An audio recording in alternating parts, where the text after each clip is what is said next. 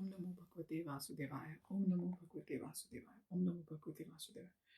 We will continue our reading from chapter 43 of the Nectar of Devotion by Srila Prabhupada. Visionary Bhakti-rasāmṛta-sindhu by Rūpa Gosvāmī. Chapter 43. Parenthood. Mukam karoti vachalam pangum langhaite girim yat kripatam hammadde. Shri Gurum Deen Tarinam Paramanand Madhvam Shri Chaitanyeshwaram Hariyam Tatsat. When ecstatic love develops into the relationship of parenthood and becomes steadily established, the relationship is called Vatsalya-ras. The exhibition of this Vatsalya-ras standard of devotional service can be found in the dealings of Krishna with his devotees, who represent themselves as superior personalities like father, mother, and teacher. Learned scholars have described the impetuses for the parental love for Krishna existing in the elderly personalities who are in relation with him as follows. The Supreme Personality of Godhead, whose bodily complexion is just like a bluish, new-grown lotus flower, whose body is very delicate and whose lotus eyes are surrounded by scattered hair as black as bees, was walking on the streets of Vrindavan when Mother Yashoda, the beloved wife of Nand Maharaj, saw him.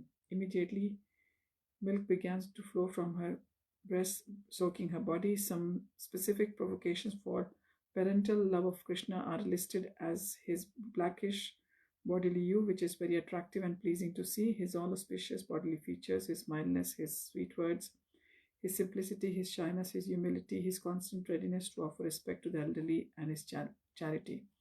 All of these qualities are considered ecstatic provocations for parental love.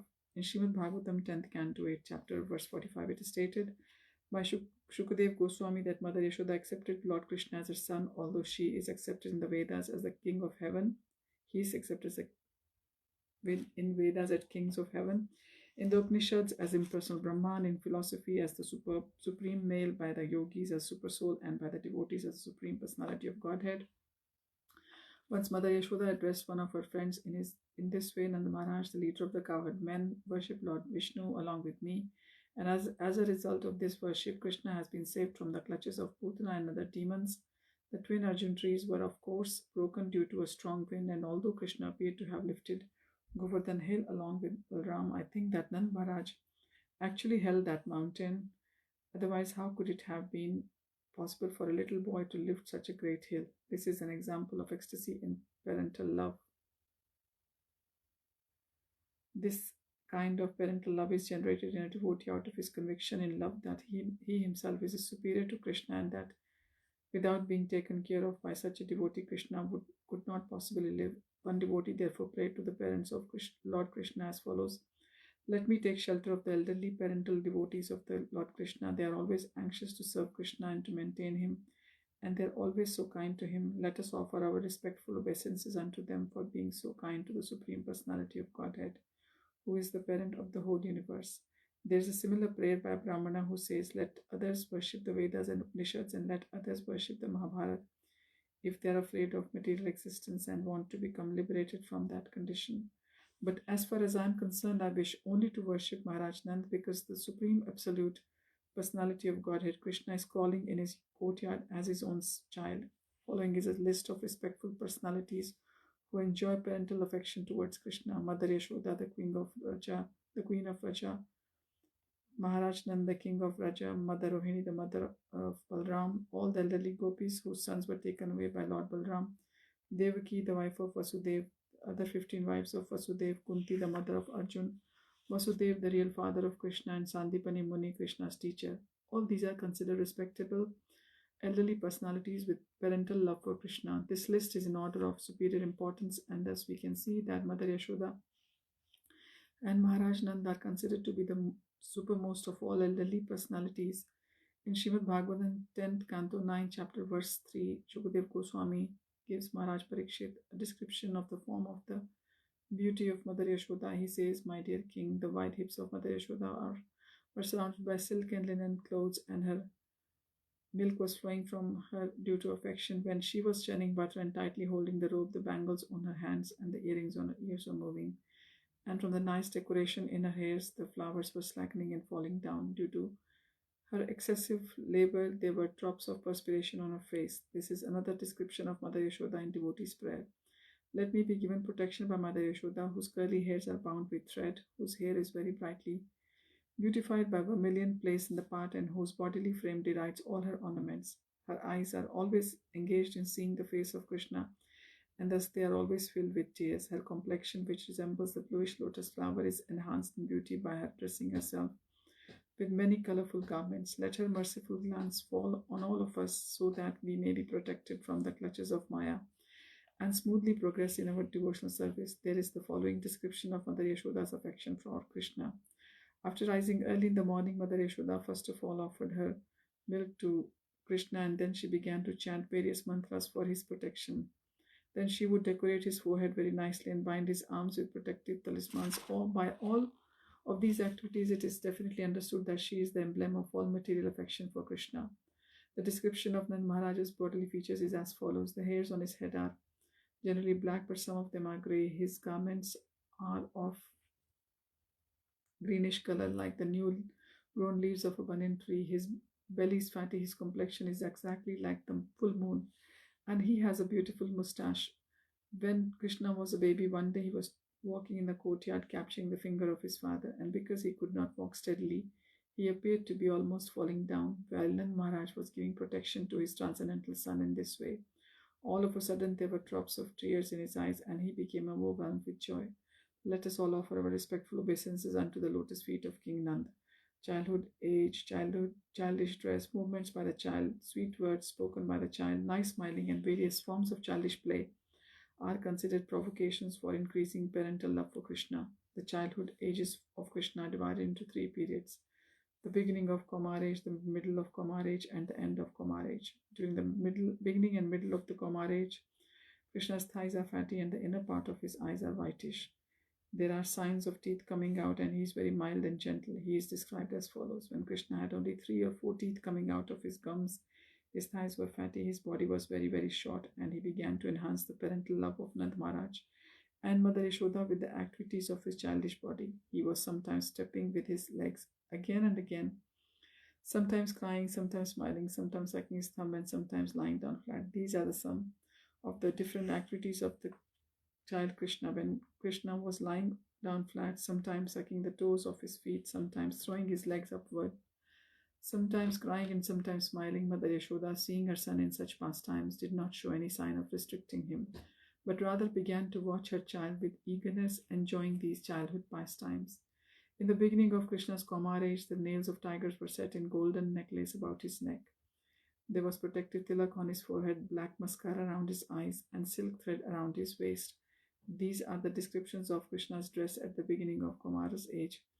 When Nand Maharaj saw the beauty of child Krishna with tiger's nail on his chest, a complexion like the new-grown tamal tree, beautifully decorated tilak made with cow's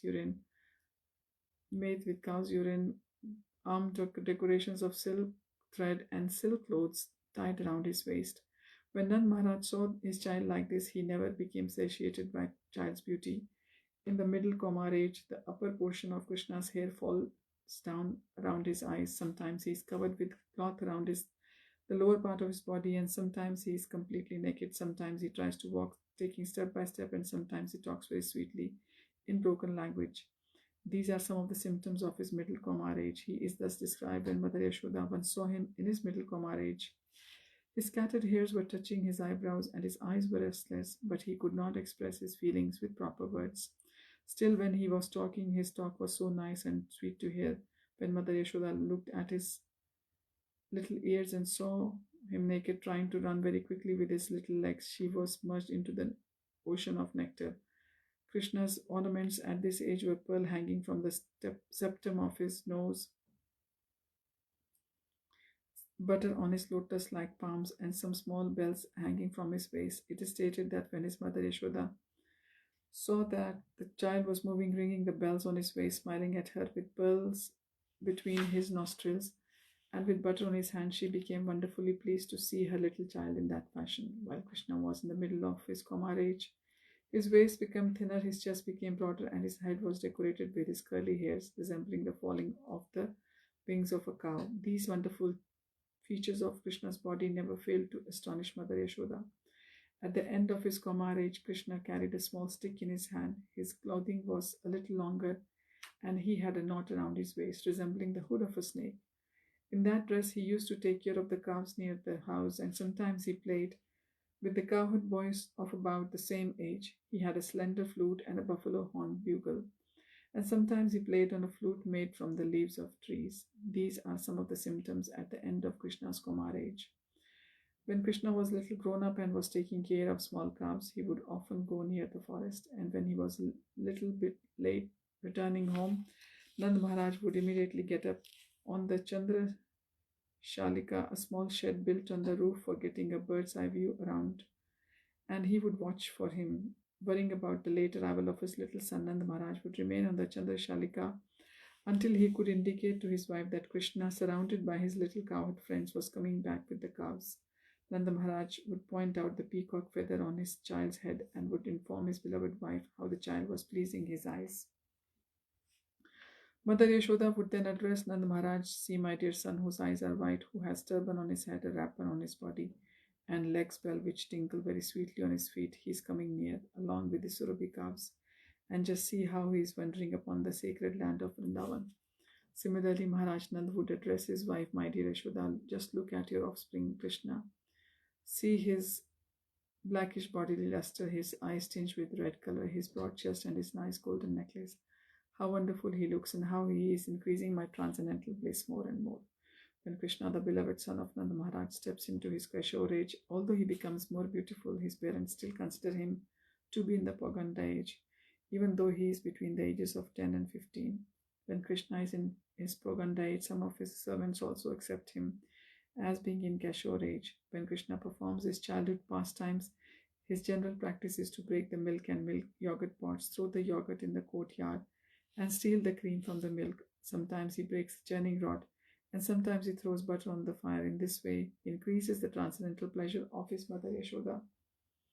In this connection, Mother Yashoda once told Mukhara, her maid servant, "Just look at Krishna, looking stealthily toward all sides and slowly stepping forward from the bushes. It appears that he is coming just to steal the butter. Don't expose yourself, or he may understand that we are looking toward him. I want to enjoy the sight of his eyebrows moving in this cunning way, and I want to see his fearful eyes and beautiful face." In enjoying Krishna's attitude of stealing butter very stealthily, Mother Yashoda's experienced the ecstasy of maternal love by smelling his head, sometimes patting his body with her hand, sometimes offering blessings, sometimes gazing at him, sometimes maintaining him, and sometimes giving him good instructions not to become a thief. Such activities are in maternal ecstatic love. An important point to be observed in this connection is that the childish propensity of stealing is there even in the Supreme Personality of Godhead, and therefore his propensity is not artificial. However, in the spiritual relationship, there is no inebriety to this stealing propensity as there is in the material world. In Srimad Bhagavatam 10th Canto 13th chapter verse 33, Shukadeva Gosvāmī tells King Parikshit, "My dear king, as soon as the elderly gopis saw the sons coming, there was an inexpressible sign of parental love, and all of them became absorbed in affection. At first, they were planning to chastise their sons for stealing butter, but as soon as the sons came before their eyes, they lost all of their angry attitudes and became overwhelmed with affection. They began to embrace their sons and smell their heads. While doing this, they became almost mad after their children. In their childhood pastimes, all these cowherd boys joined with Krishna in stealing butter. But rather than become angry, Mother Yashoda became wet from milk flowing from her. Out of her affection for Krishna, she began to smell his head repeatedly. The general activities of all the mothers of the cowherd boys were to kiss them, to embrace them, to call them by their names, and sometimes to chastise them mildly for their stealing habits. These manifestations of parental love are called sattvic ecstasy, wherein manifestations of 8 kinds of ecstatic symptoms are visible in full. In Srimad Bhagavatam 10th Canto 13th chapter verse 22, Shukadeva Gosvāmī tells King Parikshit, all the mothers of the cowherd boys were illusioned by the covering influence of the Yogamaya potency of the personality of Godhead. And as soon as they heard the flute playing of their boys, they immediately stood up and mentally embraced their sons, who had been created by the direct internal potency of Krishna. Accepting them as their born sons, they lifted them into their arms and began to embrace them. Resting the children's body upon their own, and emotions created by this incident were sweeter than the nectar turned into a palatable intoxicant.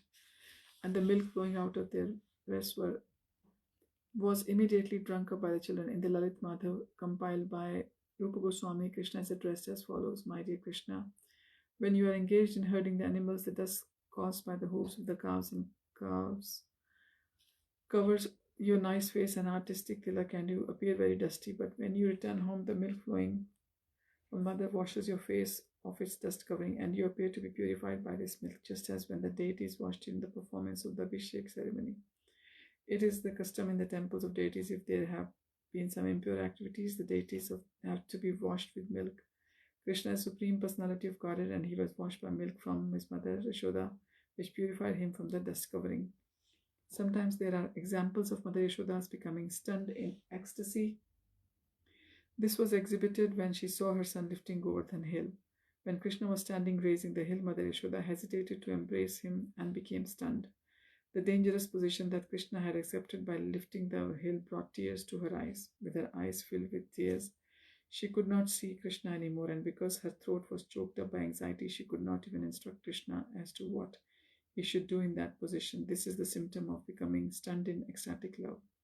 Mother Yashoda sometimes enjoyed transcendental ecstasy and happiness when her child was saved from a dangerous situation, such as being attacked by Putana or some other demon. In Srimad Bhagavatam 10th Canto 17th chapter, verse 19, Shukadev Goswami says that Mother Yashoda felt very, very fortunate when she got back her lost child. She immediately placed him on her lap and began to embrace him again and again. While she was thus embracing her son repeatedly, torrents of tears fell from her eyes, and she was unable to express her transcendental joy. It is stated in Vidgat Madhav of Srila Rūpa Gosvāmī, My dear Krishna, the touch of a mother is so pleasing and cooling that it surpasses the cooling capacity of the pulp of sandalwood and of bright moonshine mixed up with the pulp of Ushira root. It is a kind of root when soaked with water has very, very cooling effect. It is used in the scorching heat of the sun. The parental love of Mother Yashoda for Krishna steadily increases, and her love and ecstasy are sometimes described as intense affection and sometimes as overwhelming attachment.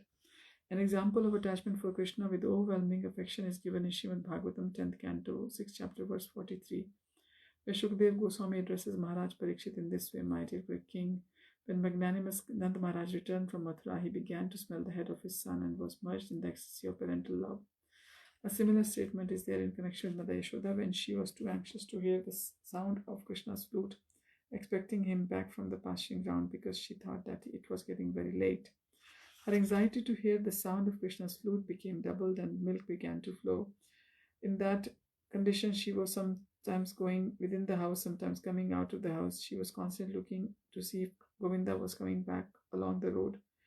When many great sages were offering praise to Krishna, glorifying his activities, Queen of Gokul Mother Yashoda entered the battlefield of Kurukshetra, wetting the lower part of her sari with milk flowing from her.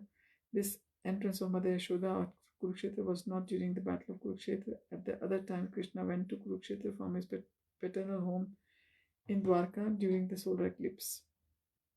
And at these times, the residents of Vrindavan also went to see him there. When Krishna arrived at Kurukshetra in pilgrimage, all the people assembled there began to say that Krishna, the son of Devaki, had arrived. At that time, Devaki, like an affectionate mother, began to pat Krishna's face, and again when people cried that Krishna, the son of Vasudeva, had come, both Nanda and Yashoda became overwhelmed with affection and expressed their great pleasure. When Mother Yashoda, the queen of Gokul, was going to see her son at Kurukshetra, one of her friends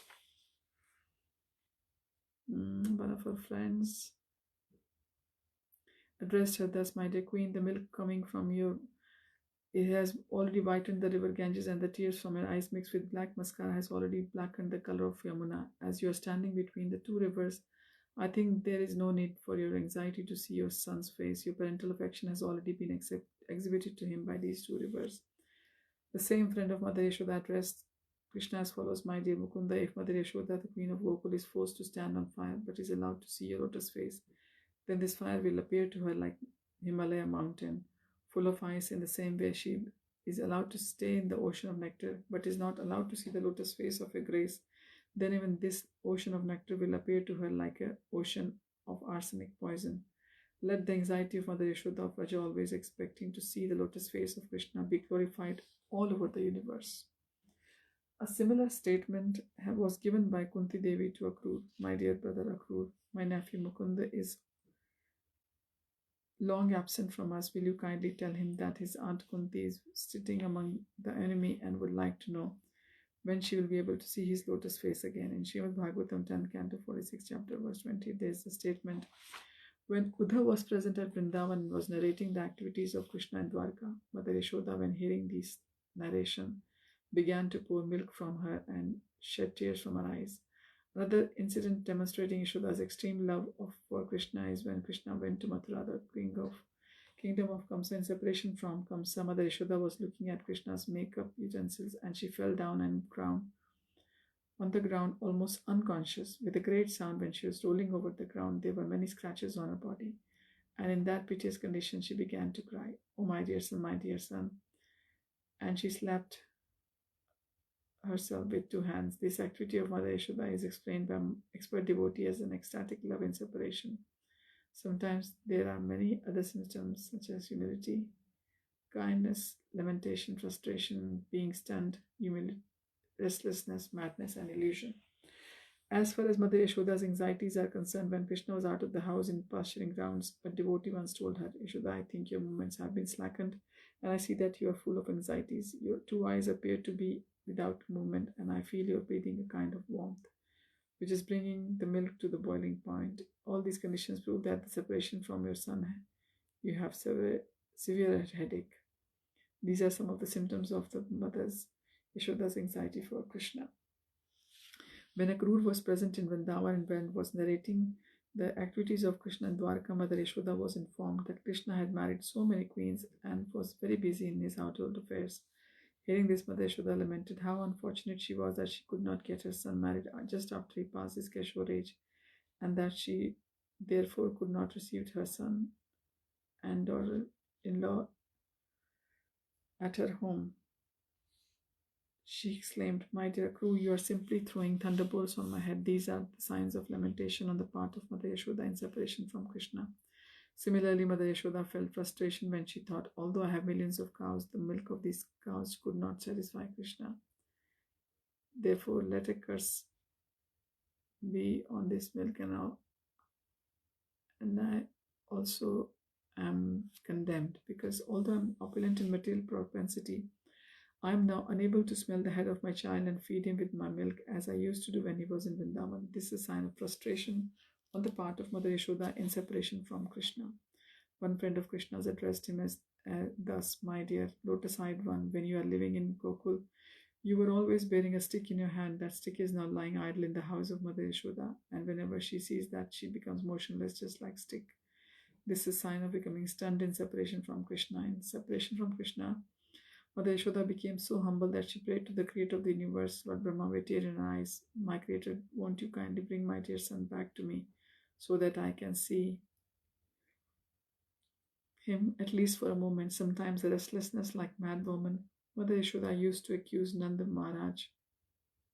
"What are you doing in the palace, you shameless man? Why do people call you the king of Raja?" It is very astonishing that while being separated from your dear son Krishna, you are still living within the Vrindavan as hard-hearted father.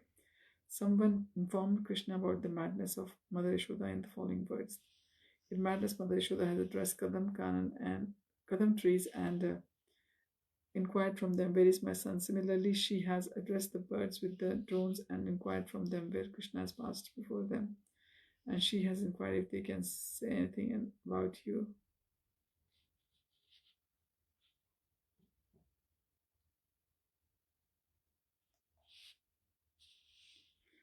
She was inquired that she can say anything about you. In this way, Mother Yashoda in illusion was asking everybody about you, and she has been wandering all over Vrindavan. This is madness in separation from Krishna.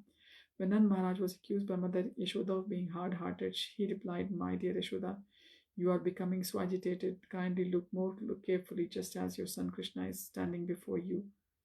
Don't become a mad woman like this. Please keep my home peaceful and Krishna was informed by some friend that his father Nand was also in delusion in this way and in separation from him. When all the wives of Vasudeva were present in the arena of Kamsa, they saw the most pleasing bodily feature of Krishna, and immediately out of parental affection, milk flow from them, and the low parts of their saris became wet. This symptoms of ecstatic love is an example of the result of fulfillment of desire. In the first canto of Srimad Bhagavatam 11th chapter, verse 29, it is stated that when Krishna entered Dwarka after finishing the battle in Kurukshetra, he first of all saw his mother and all his different stepmothers and offered his respectful obeisances unto their feet. The mothers immediately took Krishna upon their laps, and because of their parental affection, there was milk flowing out of their breasts.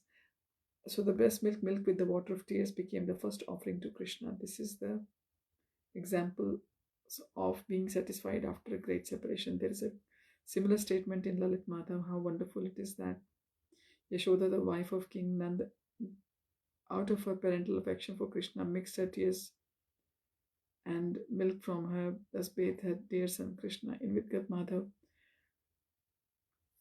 devotees addresses Lord Krishna as follows: My dear Mukund, just as seeing your face, which was full with the scent of the lotus flower, Mother Yashoda, being attracted by the moonlight of your face, became so overjoyed in her affection that immediately from her nipples of a water pot, like milk, began to flow. She was thus constantly engaged in supplying milk to Krishna after wetting the covering cloth over the jug. These are some of the signs of parental love for Krishna by his mother, his father, and elderly persons. Symptoms of ecstatic love in parental affection are expressed when Krishna is accepted as the son. These constant transcendental emotions for Krishna are called steady ecstasy in parental love. Srila Rūpa Gosvāmī states herein that according to some learned scholars, the three kinds of transcendental mellow sova are described, namely servitude, fraternity, and parental affection, are sometimes mixed. For example, the fraternal feelings of Balram are mixed with servitude and parental affection. Similarly, King Yudhishthira's attraction for Krishna is also mixed with parental affection and servitude. Similarly, the transcendental mellow of Ugrasen, Krishna's grandfather, is mixed with servitude and parental affection. The affection of all the elderly gopis in Vrindavan is a mixture of parental love, servitude,